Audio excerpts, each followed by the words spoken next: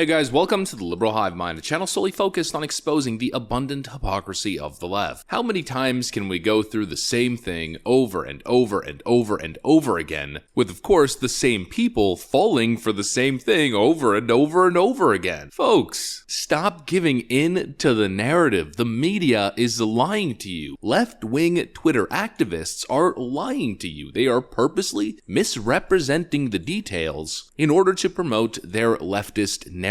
How many times are the masses gonna fall for this clear con job? Every single time there's body cam footage or a story involving a quote unarmed black individual meeting his or her end during an encounter with police officers, the exact same leftist Twitter grifters and mainstream media grifters take the story, omit the most important details, straight up lie and misrepresent the facts, and the same gullible saps fall for it time after time after time. The question is, how many times can you be lied to and not realize that you're being played? And once again, in this situation in Akron, Ohio, involving an individual, I believe his name is Jayland Walker. Let me check once again. Yep, Jayland Walker. The exact same thing is happening. Nearly every single detail that you're seeing from leftists about this case is false. And they are very conveniently omitting very key, important details and facts and evidence contrary to their narrative, because of course pushing more division, pushing more propaganda and flat out lies in order to advance their own careers, causing nothing but societal destruction is more important than telling the truth and pushing a message of accountability and responsibility. Of course, we know two words leftists don't like very much at all. Let's talk about what happened in Akron, Ohio involving this individual named Jayland Walker. Let's try to be as unbiased as possible. Let's at least try to entertain what the leftists are saying, but in the end, let's get our emotions out of it entirely and just talk about the facts. That's what's important in situations like this. We've got some stuff to get into, folks, so let's roll the tape. Alright folks, so for those of you guys who don't know what's going on, here's the base context, and we're trying to be fair here, so we'll use a CNN article. Jayland Walker suffered at least 60 wounds in fatal police shooting, Akron police chief says, as authorities release body cam footage. And so this individual, Jayland Walker, was involved in a massive pursuit involving 8 police officers, possibly even more, and when it finally came down to it, lethal force was used against him from those 8 police officers. They basically all emptied their clips, or at least close to. From preliminary reports, it's estimated that 90 rounds were fired at Mr. Jayland Walker, 60 of them hit him. And so this number alone, it's a massive draw, it's a headline, and that's what Democrats and leftist activists are running with, that he was hit 60 times and that 90 shots were fired. I mean, it almost seems as if the implication is that they just kept firing just for the heck of it, but the reality is there was 8 police officers. He was deemed a deadly threat, and all police officers fired in his direction. When you have 8 police officers all shooting at one target, 90 rounds is like a couple seconds. So it's one key piece of context the Democrats are very obviously avoiding. Now, when I initially saw the video and saw the headlines, and what I was seeing what a lot of leftist activists on Twitter were posting, I have to admit it was hitting me right in my heart, and I felt a great deal of compassion and sympathy. And that's where they get you with the narrative. They focus on the 90 shots being fired at one individual, and they only release a small part of the body cam footage. And so I understand the average person who's not really used to this stuff, or the average person who never really investigates or digs deeper into the details, and when you just see what the leftists are telling you, you see why a bunch of regular people would be outraged. But when you have a little bit more experience in this domain and dealing with the manipulative tactics of these leftist activists, well, then you start to get the full picture. A couple narratives here. What Democrat activists have been saying is that this individual, Jayland Walker, was just an innocent man who was driving his car and he was being pulled over for a simple traffic violation before the incident occurred. That is a lie. Revealed, car driven by Jayland Walker allegedly involved in felony fleeing police chase a day before. Officers were aware that the same vehicle Mr. Walker was driving that morning was involved in a felony fleeing police chase in Franklin Township the previous morning, wrote the Akron FOP. And so that's one detail of dishonesty that's important to the context of this story. He wasn't just an innocent guy driving his car, getting pulled over for a traffic stop, and then just subsequently had 8 officers chasing him, which led to him being fired upon. No, not at all. He was driving a car that the day before was involved in a felony fleeing of police. That's detail number 1. Detail number 2. Lefties say that he was just an innocent guy who worked as a DoorDash delivery boy who just happened to be fired upon. You see how the dishonesty starts to stack as they craft their narrative. It was just a traffic stop of a DoorDash delivery guy guy. Once again, they're manipulating your emotions with headlines like this: Akron police allegedly fired nearly 100 shots. A community in Northeast Ohio is outraged after police shot and ended Jayland Walker, a 25-year-old black DoorDash driver. That's the narrative that they're trying to craft, is that he was just an innocent, unarmed DoorDash driver who got pulled over for a traffic stop. And that's the next part, of course, that I'm trying to get at. Democrat activists want you to believe that this individual was unarmed. Again, false. This individual not only wasn't just an innocent DoorDash driver going along his merry way completing deliveries. If he was, then the question is, when we further analyze frame by frame the body cam footage, why exactly is he wearing a ski mask? Does that seem like just an average DoorDash delivery man to you? Of course not. Secondly, if it was just a simple traffic stop, which of course it wasn't, the car was involved in a felony literally 24 hours prior, and it wasn't just a routine traffic stop. They were trying to pull him over, and once again, the individual in the car, Mr. Jayland Walker, whether he was the same individual from the felony evasion the day before, what did he do? He put the pedal to the metal and led police on another dangerous high-speed chase. There's a 2-minute video that once again the news is very conveniently ignoring, left-wing activists are very conveniently ignoring, because it doesn't fit their innocent DoorDash delivery driver who was unarmed, being pulled over for a basic traffic violation and then meeting his end. And again, the next narrative that he was unarmed, well, not exactly. There's a video once again of the high-speed chase in which you could very clearly see a muzzle flash, as you guys are seeing on the screen here, coming out of the driver's side window. On the body cam footage as well, you heard the pop sound, and we have a voice recording of the police officers during the high-speed chase saying shots fired. Salvage,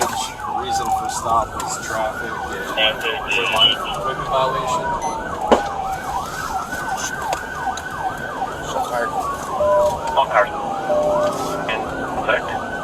So actually the scenario is very much different from what leftist activists are saying. What they're saying is DoorDash delivery man, unarmed, simply pulled over, loses his life. The reality, criminal operating a vehicle that was part of a felony the day before, wearing a ski mask, evades police officers, leads them on a high-speed chase, fires his weapon at them, tries to make an escape on foot still wearing a ski mask, and then during the pursuit in a parking lot, the individual turns around, and right here it can be assumed that the police officers felt there was possibly a credible threat considering the totality of events, and they took an action. Now, whether or not that was the right action, whether or not that was part of their training, that's another conversation to be had entirely. My view on this probably boils down to play stupid games, win stupid prizes. But honestly, that's not even the point of this video. The point of this video is just to show you guys how dishonest the left-wing activist world really is. How they can take something like this and completely warp it, completely misrepresent the facts, and just how astonishing it is